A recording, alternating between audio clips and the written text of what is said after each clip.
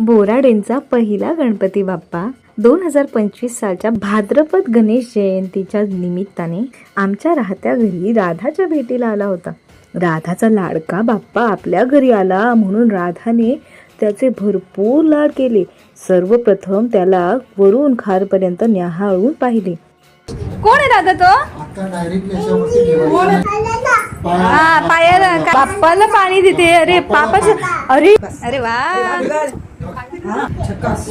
इकडे छान आहे ना. कोणीही न सांगता राधाने गणपती बाप्पांच्या पायांवर अक्षता वाहिली. मग आपली आरती करून घेतली बाप्पाची. राधाने आपल्या दोन्ही हातांवर गणपती बाप्पाच्या चित्राची मेहंदी सुद्धा काढून घेतली होती. त्या मेहंदी काढलेल्या हाताने बाप्पाला कुरवाळणं सुरू होतं.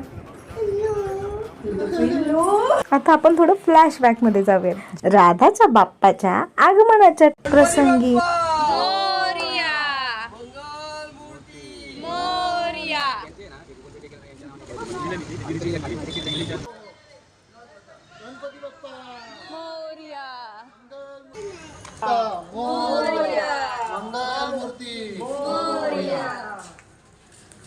बोराडे कुटुंब भावे काकींच्या मार्गदर्शनाखाली गणपती बाप्पाचे आगमन करत होते.